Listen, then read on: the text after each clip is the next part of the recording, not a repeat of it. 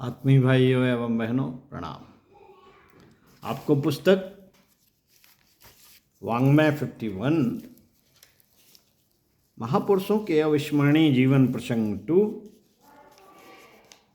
लेखक पंडित श्री राम शर्मा आचार्य पढ़कर सुना रहे थे।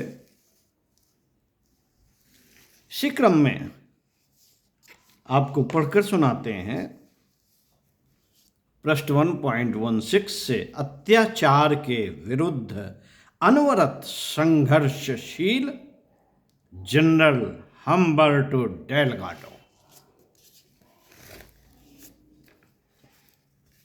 एक वीर योद्धा की भांति राजनैतिक पैशाचिकता से लड़कर राष्ट्रवासियों के लिए अपने सुख, वैभव व प्रतिष्ठा को दांव पर लगा देता है और अत्याचार के विरुद्ध संघर्ष करते करते अपने प्राण भी निछावर कर देता है।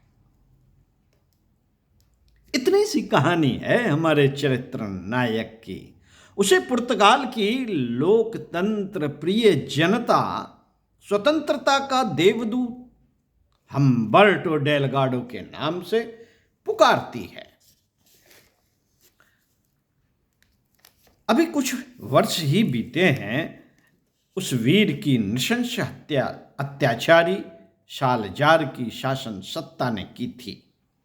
न उस पर मुकदमा चलाया गया और न ही गोली या फांसी दी गई।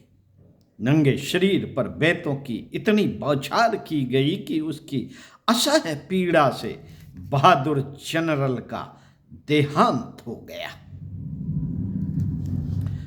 साथियों, दुनिया में ऐसे पराक्रमी और पुरुषार्थी पुरुष कम ही होते हैं जो दूसरों के हित के लिए जांबाजी कर दिखाते हैं। डेलगाडो उन्हीं चिरस्मरणीय महापुरुषों की श्रेणी में आते हैं। वह पुर्तगाल की सेना के एक छोटे से अफसर थे। अथक परिश्रम, कर्तव्यपरायणता, दृढ़ता, सत्यता और लगन से काम करते करते डेलगाडो एक दिन सालाजार के विश्वास पात्र जनरल बने। पर जिस दिन उन्हें वह महत्वपूर्ण पद प्रदान किया गया, उस दिन उन्हें मालूम हुआ कि उनकी संपूर्ण सेवा निरंकुशता के पक्ष में गई।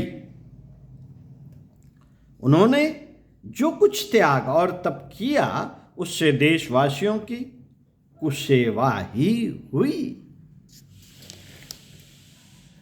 डेलगाडो ने जो प्रतिष्ठा अर्जित की थी, चाहते तो उससे अपने जीवन के भोग विलास बढ़ा लेते और ऐश्वर्य का जीवन बिताते। पर जब उन्हें सच्चाई मालूम हुई तो उन्होंने अपना मुंह, अपनी आवाज, अपना कदम अत्याचार के विरोध में मोड़ दिया। सालाचार की पुलिस का नाम गार्डा रिपब्लिकाना है।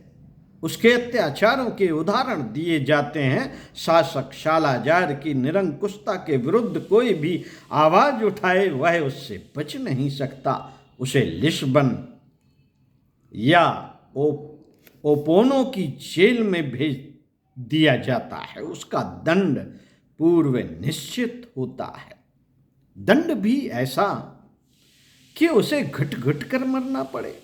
आवाज निकाले तो बेतों से मुंह तोड़ दिया जाता है। जब इस बात का असली पता डेलगाडो को चला तो उसका राष्ट्र प्रेमी वक्ष आत्माभिमान से फूल उठा। उसने कहा, मैंने जिस मातृभूमि का अन्न खाया है, दूध पिया है, जिस देवी की गोद में पलकर बड़ा हुआ और आमोद प्रमोद किया, उसे नृशंसता से, राजनैतिक विषमता से छुटकारा दिलाना भी मेरा परम कर्तव्य है। मैं मुक्ति का उद्घोष करता हूं।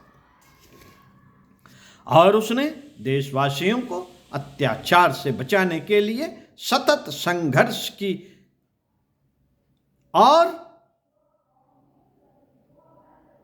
अपने देशवासियों को अत्याचार से बचाने के लिए सतत संघर्ष की प्रतिज्ञा लेता हूं।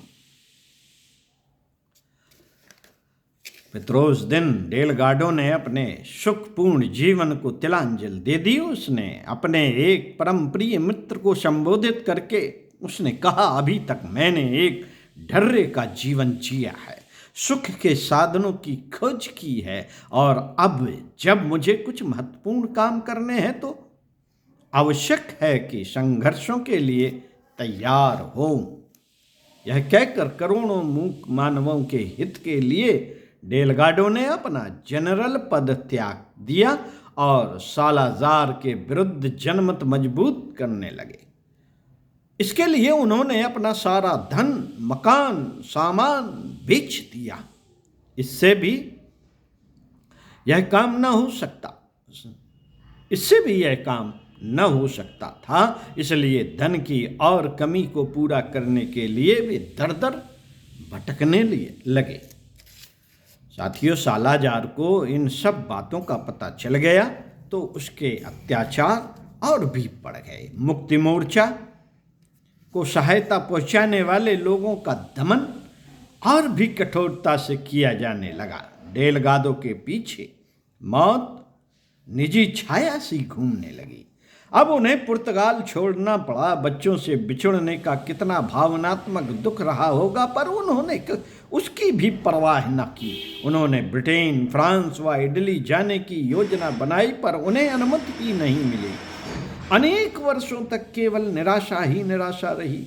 वे अल्जीरिया गए, पर वहां से शीघ्र ही भागना पड़ा। इस बीच बीमार पड़ गए, अतः इलाज के लिए चेकोस्लोवाकिया गए। वहां भी बेचैन से रहे, पर इन सब आपत्तियों के बावजूद भी उन्होंने साहस न खोया और क्रांति की ज्योति बराबर जलाए रखी। मित्रों, इस बीच डेलगाडो की लोकप्रियता बहुत अधिक बढ़ गई। देशवासी इस प्रतीक्षा में थे कि डेलगाडो अब अपने देश लौटें और मुक्ति आंदोलन में उनका नेतृत्व करें, पर ईश्वर को कुछ और ही मंजूर था। अल्जीरिया में सालाजार के सिपाही उन्हें पकड़ने में सफल हो गए। छल पूर्वक अपहरण कर लिया गया। इसके बाद यह शर्त रखी गई कि वे आत्मसमर्पण करें,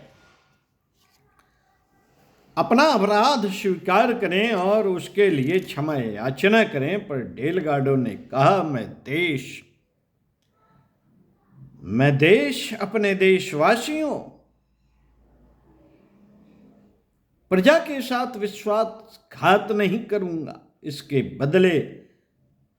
इसके बदले में उन्हें बेतों की करकस मार दी गई, उनके प्राण लेकर ही छोड़े।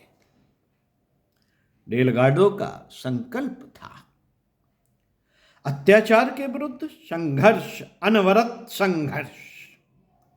उसने इस व्रत को प्राणाहुत देकर भी पूरा किया।